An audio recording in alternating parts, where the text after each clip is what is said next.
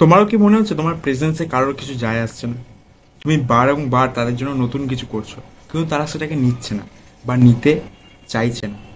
এমন না যে তুমি এফোর্ট লাগাচ্ছ না, তুমি খাটছো, তুমি প্রত্যেকবার নতুন নতুন কিছু করছো, কিন্তু তাদের কাছে তোমার প্রেজেন্সের কোনো দাম নেই। তারা চাইছে না বা চেয়েও সেই জিনিসটাকে নিতে পারছে না।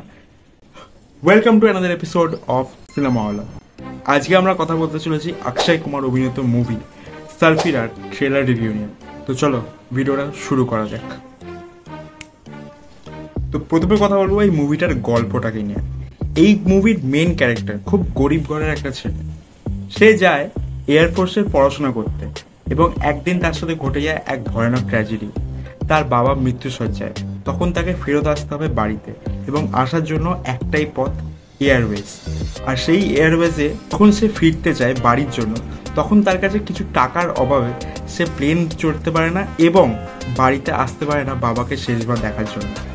এরপর সে কিভাবে খুব কম খরচে মানুষের জন্য, মধ্যবিত্ত ঘরের এবং বিলো মধ্যবিত্ত ঘরের জন্য অ্যাফোর্ডেবল এয়ারলাইন্সের ব্যবস্থা করে, সেইটা নিয়ে হচ্ছে এই মুভিটা। বাবাকে শেষবার না দেখতে পাওয়া এবং সাধারণ জনগণের জন্য কম খরচায় এয়ারলাইন্স তৈরি করে দেওয়া একটা খুব ইন্সপিরেশনাল স্টোরি। তো আমি কি করে জানলাম এত কিছু? এই মুভিটা সম্পর্কে এত কিছু জানার পেছনে কারণ একটাই, এই মুভিটা আমি আগে দেখেছি। হ্যাঁ, আমি এই মুভিটা আগে দেখেছি। এই মুভিটা আসলে সূর্যা অভিনীত সোরারাই পোত্তেরু মুভিটির অফিসিয়াল রিমেক। ডিরেক্ট করেছিলেন সুধা কোঙ্গারা প্রসাদ। এই মুভিটিকেও তিনিই লিখেছেন এবং তিনিই ডিরেক্ট করেছেন। তো মুভিটার মধ্যে কি কি রয়েছে? মুভিটার মধ্যে কি কি রয়েছে তো মুভিটার মধ্যে কি কি রয়েছে? একটা ভালো স্ক্রিন প্লে, একটা ভালো গল্প, ভালো স্ক্রিপ্ট, ভালো অভিনেতা, ভালো ডিরেক্টর। তো মুভিটাকে তো 100-এ 100 দেওয়া যায়, তাই তো? কিন্তু এইবারে বলবো মুভিটার বা ট্রেলারটার প্রবলেম নিয়ে, মেন মুভিটার প্রবলেম নিয়ে। প্রথমত এই মুভিটা প্রকাশ পেয়েছিল 2020-তে, যখন প্যান্ডেমিকে মানুষ ঘরে বসে রয়েছে। মুভিটা সিধে এসেছিল ওটিটিতে, হিন্দিতে উড়ান বলে মুভিটা আগে থেকেই অ্যামাজন প্রাইমে অ্যাভেলেবেল রয়েছে, আর তখন মানুষ দেখে ফেলেছে মুভিটাকে। তো এই মুভিটার মধ্যে লোকে এমন কি পাবে যে মুভিটা লোকে দেখতে যাবে? তো তোমার মুভিকে ওয়ার্ক করতে গেলে দুটো জিনিস লাগবে। প্রথম হচ্ছে সেই মুভিটাকে হতে হবে প্রেজেন্টেবল, আর সেই মুভিটার মধ্যে থাকতে হবে ইম্পর্টেন্স। এই মুভিটার প্রেজেন্টেশন তো আমার ভালো লেগেছে। মুভিটার ট্রেলার যেভাবে কাট করা হয়েছে, অ্যাক্টারদের অ্যাক্টিং বা এই মুভিটাতে যা যা রয়েছে মোটামুটি আমার দেখে ভালো লাগলো। ভিএফএক্সও ঠিকঠাক রয়েছে, কিন্তু মুভিটার ভ্যালিউ, মুভিটার ইম্পর্টেন্স কি রয়েছে? দেখো, তুমি এখনো অবধি যদি কোনো বাচ্চাকে বলতে যাও যে অনেকগুলো লাঠিকে একসাথে নিয়ে ভাঙতে গেলে সেটা ভাঙে না, কারণ কি একতাই বল, সে তোমাকে উল্টে বলে দেবে যে স্যার আমি এই গল্পটা আগে শুনেছি, আমার আর জানার দরকার নেই এটা। ঠিক সেম প্রবলেম এই মুভিটার মধ্যেও আসবে। আর তার মধ্যে অক্ষয় কুমারের ওই টিপিক্যাল বিজনেসম্যান অ্যাটিটিউড, যে প্রত্যেকটা মুভিতে আমি আসবো, 5 to 9 জব করবো, জব করে চলে যাবো। স্যার আপনি অ্যাক্টিং করছেন, একটুখানি জিনিসটাকে সিরিয়াস নেন। যেখানে তার রিসেন্টে আসা মুভি বড়ে মিয়া ছোটি মিয়া অত বড় বাজেট থাকা সত্ত্বেও বক্স অফিসে চললো না, সেখানে একটা মুভি যেটা আগে থেকে লোকে ওটিটিতে দেখে ফেলেছে সেটা সে কিভাবে নেবে? তার মধ্যে এই মুভিটার মধ্যে scene to scene, frame to frame remake করা হয়েছে। একটা ড্রেসের কালার সব কিছু একই, ক্যারেক্টারের লুকও একই।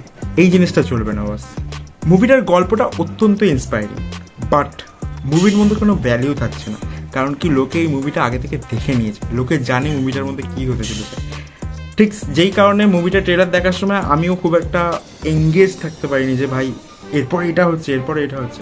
সেই জিনিসটা নেই মুভিটার মধ্যে।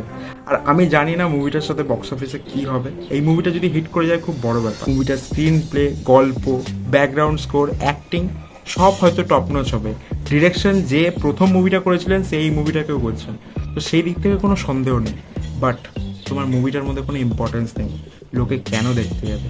এই অক্ষয় কুমারের এই সমস্ত কার্যকলাপগুলো একটু প্রবলেমেটিক হয়ে যায়, একটু প্রবলেমেটিক না, অনেকটাই প্রবলেমেটিক হয়ে যায়। তার গত কয়েকটি মুভি একের পর এক মুভি আনা এবং মুভি সিলেকশনের মধ্যে কোনো জোর না দেওয়া, 95 জবের মতো মুভি করে যাওয়া, সেই জিনিসটা অক্ষয় কুমারের স্টারডামকে যেইভাবে খাচ্ছে, লোকের বলিউডের প্রতি আস্থাকেও সেইভাবে নষ্ট করছে।